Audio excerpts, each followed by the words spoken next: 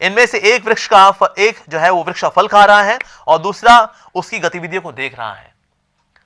तो अगर हार्ट में जो है असल में दो आत्माएं हैं, एक है आत्मा और एक है परमात्मा। तो जो आत्मा है वो संसार के फलों को चख रही है, कभी सुख के फल, कभी दुख के फल, कभी सुख के फल, कभी दुख के फल।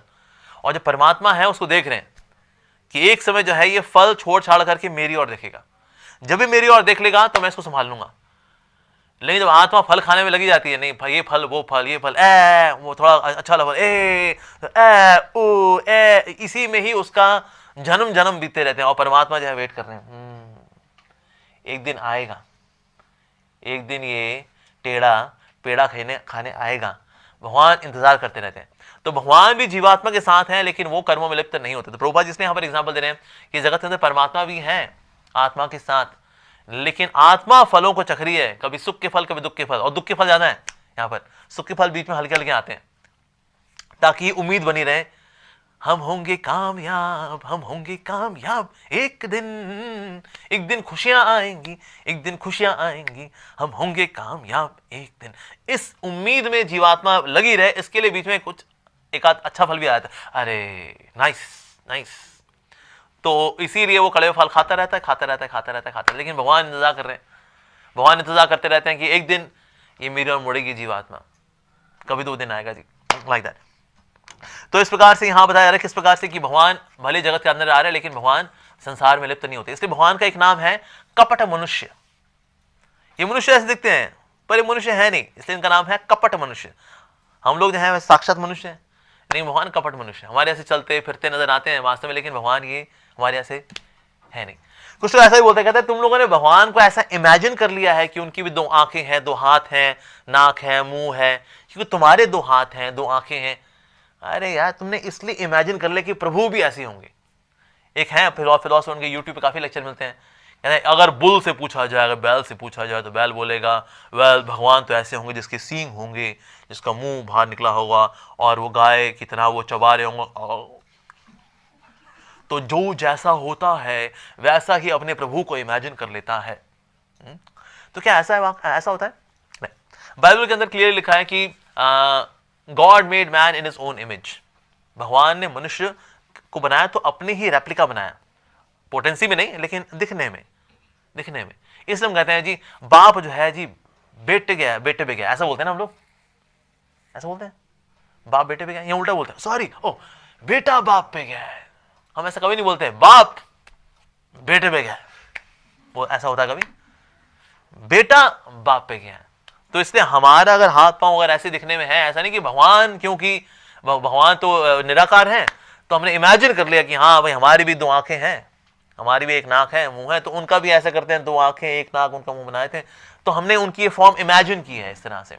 नहीं, ऐसा नहीं है, उनकी ऐसी फॉर्म है इसीलिए हमारी ऐसी फॉर्म है, लेकिन बड़ी सस्ती टुच्ची थर्ड क्लास पायरेटेड कॉपी वाली फॉर्म है हमारी, लेकिन हाँ वैसी दिखने वाली फॉर्म है।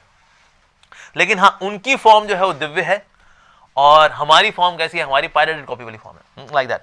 तो इसीलिए वो मनुष्य जैसे दिखते हैं लेकिन मनुष्य है नहीं, सो दैट्स व्हाई उनको बोलते हैं कपट मनुष्य, इस कपट मनुष्य। ठीक है जी, आगे बढ़ते हैं हम लोग। परमात्मा रूप में श्री भगवान सही वस्तुओं में उसी प्रकार व्याप्त रहते हैं जिस प्रकार काष्ठ के अंदर अग्नि व्याप्त रहती है, और इस प्रकार यद्यपि वह एक एवं अद्वितीय हैं, वे अनेक प्रकार के दिखते हैं। यस, तो भगवान जो है वैसे तो जगत के अंदर व्याप्त है, पर व्याप्त का मतलब ये नहीं कि भगवान उसके अंदर खप गए, कि अब वो अपनी जगह से अब नहीं रहे, अब वो खप गए। जैसे अक्सर मायावादी जो अद्वैतवादी है, निराकारवादी है, वो एग्जाम्पल देते हैं लड्डू का, कहते देखो असल में एक लड्डू है, लड्डू की जब बूंदी निकल जाती, बूंदी का लड्डू आपने खाया होगा राइट, नहीं खाया आप लोगों ने? कभी खा के देखिए, हमारे मायापुर धाम में बहुत सा बूंदी का लड्डू मिलता है। तो उसमें अगर बूंदी निकाल देंगे, बूंदी बूंदी बूंदी बूंदी बूंदी बूंदी बूंदी बूंदी, तो लड्डू तो गायब हो जाएगा। कहते हैं जी लड्डू तो गायब, क्योंकि ये बूंदियां हैं, हम सब वो जो कैमरे के अंदर बैठे हैं आप सब बूंदियां तो हो राइट। मेरा तो खैर कपड़े ही बूंदी जैसे, तो ये तो कंफर्म हो गया, तो ये तो पक्की बात बूंदी है ये। तो हम सब असल में बूंदी के लड्डू का ही हिस्सा है। बूंदी अलग हो गई है, बूंदी बूंदी बूंदी बूंदी बूंदी बूंदी, जब बूंदी इकट्ठी हो जाएगी फिर से लड्डू बन जाएगा। अरे कितना जबरदस्त एग्जाम्पल दिया आपने, एकदम बकवास एग्जाम्पल एक्चुअली है। ऐसा बिल्कुल भी नहीं है कि बूंदी बूंदी बूंदी बूंदी बूंदी हुई और प्रभु तो अब उनकी existence zero. We are sample gods, हमने 1 किलो का सर्फ का पैकेट लेके आए थे, उससे हमने 5-5 ग्राम के थैले निकाल लिए। कहता है बस अब तो जी वो प्रभु यही बसता है, प्रभु ये ऐसा ही है जी ना। भगवान व्याप्त हैं सब में, लेकिन भगवान की फिर भी अपनी उनकी इंडिविजुअलिटी हमेशा बनी रहती है। जैसे पिताजी से अगर मान लो बच्चे निकल जाएं, पिताजी से मान लीजिए बबलू निकल गया, तो पिताजी 6 फीट के थे, अब 5 फीट के हो गए। कहते हैं अरे चोपड़ा साहब आप 5 फीट के हो गए। कहता बबलू निकल गया ना, तो मैं 5 फीट का हो गया। उसका पिंकी और निकल गई तो 4 फीट के हो गए। उसका राजू और निकल गया तो 3 फीट के हो गए। देखिए चोपड़ा साहब और बच्चे मत करिए, 3 बच्चे और हो गए, आप गायब हो जाओगे। ऐसा होता है नहीं। अरे पिताजी से कितने बच्चे निकल जाएं, और पिताजी के अंदर क्या उनका अंश होता है। कहता है ये मेरा बच्चा है, मेरा टुकड़ा है। पर टुकड़े का मतलब ये नहीं कि इनका टुकड़ा वाकई में मतलब कट करके इनमें चला गया, अब इनके कुछ हिस्से कम हो गए हैं शरीर के। नहीं नहीं नहीं नहीं। सो दैट वे उस प्रकार से भगवान से भी कितनी ही जीवात्माएं निकल जाती है, लेकिन भगवान उन पे कोई फर्क नहीं पड़ता। भगवान सब में व्याप्त हैं। जैसे कि एक बिल्डिंग के अंदर अगर इंजीनियर होता है, उसका इन्फ्लुएंस पूरी बिल्डिंग में होता है। कहीं ऊपर कोई एक्सीडेंट हो जाए, कहीं मजदूर था वो गिर गया, उसको तुरंत पता लग जाता है। वो कहता है अरे अरे तुरंत मजदूर को भेजो, हॉस्पिटल भेजो, दिस दैट। अब वो खुद वहां पर उपस्थित नहीं है, लेकिन उसका इन्फ्लुएंस पूरी बिल्डिंग के अंदर होता है। उसी प्रकार से भगवान भी अपने धाम में निवास करते हैं, परमात्मा रूप में सबके हृदय में निवास करते हैं। पर ये नहीं कहेंगे व्याप्त का मतलब है भगवान तो अब खप गए, अब जगत के अंदर भगवान तो जी खप गए, अब उनकी इंडिविजुअलिटी नहीं रही। नहीं, ऐसा बिल्कुल भी नहीं है। और इसके लिए प्रभुपाद जी यहां पर एग्जांपल दे रहे हैं बटर का। किस प्रकार से जब दही को मथा जाता है तो मक्खन निकल के आ जाता है। एक बार एक राजा ने पूछा कहां है भगवान, दिखाओ कहां है भगवान। तो वहां पर एक मिनिस्टर था, उसने कहा सर मैं दिखाता हूं भगवान है, लेकिन भगवान कैसे हैं उसके लिए दही लाना पड़ेगा। जब दही को मथा तो उसमें मक्खन निकल के आया। अब पॉइंट ये है कि क्या उसमें मक्खन पहले से था या बाद में ऐड हुआ? उसमें पहले से था, लेकिन जब चर्निंग की जाती है तो मक्खन निकल के आता है। अग्नि का दूसरा एग्जांपल देने श्री प्रभुपाद जी की, अगर लकड़ी के अंदर अग्नि होती है, लकड़ी को अगर घिसा जाता है अगर, तो उसमें से अग्नि निकल कर आती है। लेकिन अग्नि कहां है? अग्नि एक्चुअली वुड में होती है, लेकिन उसको निकालने के लिए प्रक्रिया होती है जिसकी वजह से वो सरफेस पे आती है। उसी तरह से भगवान के प्रति भक्ति को अगर उजागर करना है तो जीवात्मा में है, ओके, लेकिन उसके लिए क्या करना पड़ता है? कुछ कार्य करना पड़ता है। तो प्रभुपाद जी उसके लिए बोल रहे हैं श्रवण करके। जब श्रवण की विधि में लगते हैं तो भगवान के प्रति जो प्रेम है, जो कि आदि रूप में है वहां पर, ओके, आदि रूप में वैसे का मतलब होता है कि ना भगवान के प्रति उन्मुख होने की प्रवृत्ति हमारे अंदर। दिव्य प्रेम तो हमें अंतरंगा शक्ति से प्राप्त होता है, so love is also given, okay, but yes वो जो हमारे अंदर प्रवृत्ति है सेवा की भगवान की ओर, उसको लाने के लिए हमें श्रवण करना पड़ता है। श्रवण करने की जो विधि है यही है घिसना। श्रवण की जो विधि है यही है चर्न करना। जो सुनते हैं उस पर आत्मनिवेशन करते हैं, सुनते हैं आत्मनिवेशन करते हैं, सुनते हैं आत्मनिवेशन करते हैं। जब ये प्रोसेस हम करते हैं सो हमारी भगवत चेतना जो कि सुषुप्त अवस्था में है वो फिर प्रज्वलित होकर के ऊपर आती है। तो इसलिए ध्यान से सुनना ये बहुत ज्यादा जरूरी है, सुनना चाहिए। और ये हरि कथाएं जो है ये they are like the particles, the saffron particles, जो भगवान के भक्त के हृदय में भगवान विराजते हैं। तो भगवान के चरणों में क्या है? वहां पर आलता लगा हुआ है, वहां पर सैफ्रॉन पार्टिकल्स हैं भगवान के पांव के नीचे। अब देखो अक्सर लोग आलता लगाते हैं, right? So Krishna is there in the heart of the devotee. तो भगवान श्री कृष्ण जो लीला कर रहे हैं तो उसके हृदय के अंदर, बिकॉज कृष्णा इज देयर। तो अब वो जो हरि कथा करता है तो भक्त के मुख से फिर ये सैफ्रॉन पार्टिकल्स ये निकलते हैं, अदृश्य होते हैं। वो बोले भाई हमें तो दिख नहीं रहे यार, कैसे वही है? और ये अब तो ये टेक्नोलॉजी आ गई, फिर कैमरे में कैसे घुसेंगे पार्टिकल? अभी नहीं, ये ग्रॉस नहीं होते, दे आर वेरी सटल, और ये ऐसे जाएंगे और जो ध्यान से सुन रहा होगा उसके कानों में जाएंगे ये पार्टिकल्स, उसके कानों में जा करके फिर उसके हार्ट में जाएंगे और उसके हार्ट को फिर वो गोल्डन बना देंगे। सो दैट ये श्रवण की विधि है। ये श्रवण की विधि करके जब हम चर्निंग करते हैं then actually we can understand the lord. Otherwise भगवान इस जगत में है लेकिन फिर भी जगत में नजर नहीं आएंगे। तो हमें लगेगा ओके भगवान व्याप्त है, लेकिन कैसे व्याप्त है? भगवान ही व्याप्त है। भगवान भगवद गीता में बता रहे हैं 7वें अध्याय के 7वें श्लोक के अंदर, सूत्रे मणि गणा इव, सूत्रे मणि गणा इव, जिस प्रकार से सूत्र सारे मणियों को संभालता है।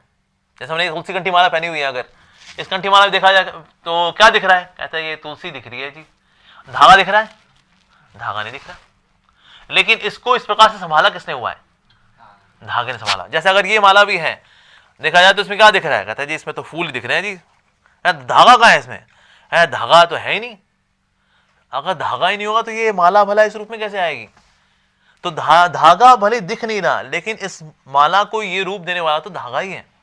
उस प्रकार से जगत के अंदर एक्चुअली भगवान ही व्याप्त है, लेकिन भगवान दिख नहीं रहे। तो कहे आने के लिए भगवान तो नहीं है, कहाँ है भगवान जी, कहाँ है भगवान? ऐसे इसमें को बोले कहाँ है धागा जी, कहाँ है धागा? अरे बांगड़ू थोड़ा चर्न करेगा तो नजर आएगा, अरे धागा तो है भाई। हाँ, सो दैट फेज अगर भगवान को देखना हो तो उसके लिए चर्निंग प्रोसेस की आवश्यकता पड़ती है, मेहनत करनी पड़ती है। तो भगवान फिर ऐसे एक सिंसियर सीकर को अपने दर्शन भी कराते हैं। तो अदरवाइज को बोले नहीं भगवान दिख नहीं रहे, भगवान दिख नहीं रहे, तो इसलिए भगवान नहीं है, ऐसा बिल्कुल भी नहीं है। जैसे एक समय एक थ्योरी आई थी, the gods particle theory. There was nothing godly about this theory, god particle theory. क्योंकि प्रभुपाद जी यहाँ पर तात्पर्य में क्या बता रहे हैं कि इवन इसके अंदर प्रभुपाद जी बोल रहे हैं इवन प्रोटॉन्स, न्यूट्रॉन्स ये भी कार्य अगर कर रहे हैं तो भगवान परमात्मा की अध्यक्षता में कर रहे हैं। अब क्योंकि हमको परमात्मा दिखते नहीं, हमने जितने भी कैथोड रे ट्यूब एक्सपेरिमेंट किया हमने, उसमें हमें परमात्मा को तो एक्सपेरिमेंट कुछ हुआ नहीं उसके अंदर। तो ये लगता है कि नहीं परमात्मा ऐसे अंदर कुछ नहीं है, ये प्रोटॉन है, न्यूट्रॉन है, और ये उससे न्यूक्लियस में जाता है, उसके आसपास इलेक्ट्रॉन घूमे जा रहे हैं, क्योंकि उनके पास नौकरी वोकरी तो है नहीं बेचारों के पास, तो वो आसपास घूमे जा रहे हैं, वो बीच में पड़े हुए हैं। न्यूट्रॉन के पास मास तो है लेकिन चार्ज नहीं है, प्रोटॉन के पास चार्ज भी है और पॉजिटिव चार्ज भी है, मास भी है। इलेक्ट्रॉन के पास बेचारे के मास बड़ा कम मिला बेचारे को, लेकिन चार्ज पूरा पूरा मिला है। तो इस प्रकार से वो घूमे जा रहे घूमे जा रहे घूमे जा रहे, तो इस तरह से एटम होते हैं जी। बहुत बढ़िया। तो सर ये कैसे बनाया? कहता है बस ये बम फूट के बनाया, ये सब बम फूट के बनाए। अच्छा आप कुछ बम फूट के कुछ बनाइए जी। तो ये गॉड्स पार्टिकल थ्योरी जो है एकदम बोगस थ्योरी है। इवन साइंटिस्ट को भी पूरी थ्योरी क्लियर नहीं हुई, ये मतलब निकाल तो दिया हमने। ये जब नई नई आई थी थ्योरी, उस वक्त ना अखबार में आई थी फ्रंट पेज पे, gods particle theory, finally we got it. अच्छा, लेकिन ये थ्योरी बोगस है। ये कब, ये कौन से पेज पे आई थी? 15वें पेज पे आई थी। वो छोटा सा एक कोने में लिखा था gods particle theory yet to establish many facts, वो 15वें पेज पे। और फ्रंट पेज पे gods particle theory, finally we found it. अच्छा, एक्चुअली कईयों को तो पता भी नहीं कि गॉड्स पार्टिकल थ्योरी है क्या। इवन जो लोग फिजिक्स पढ़ते हैं उनको भी क्लियर नहीं है, क्योंकि गॉड्स पार्टिकल थ्योरी बोलती है there was Higgs field, there is one particle known as Higgs boson. आप कहेंगे प्रभु जी क्या ये क्या सुना रहे हैं हिग्स बोसॉन? ये चीज ही ऐसी है सर, सुनने के बाद इतना Higgs boson particle which is very unstable, as soon as it comes into existence it starts deteriorating, and there is Higgs field. The Higgs field gives the mass as well as the charge, and then there is a bang, boom. Sir ये पर ये sir बम फटा तो, लेकिन इसमें RDX किसने supply किया था? इसमें कहता है यार ये तो यार पता नहीं यार RDX किसने सप्लाई किया था। अच्छा सर वो RDX सप्लाई किसने भी कर दिया हो, लेकिन सर इसमें उसकी बत्ती में आग किसने लगाई? उसने यार ये बत्ती में आग किसने लगाई यार, ये भी पता नहीं। सर ये फिर बम फटा कर यार, ये तो यार ये सवाल मत पूछा करो, बस फूट गया फूट गया। कहता सर आपका दिमाग, कहता है वो भी तो फूट के आया, सब कुछ फूट के आया, तो हमारा दिमाग भी बम फूट के निकला है।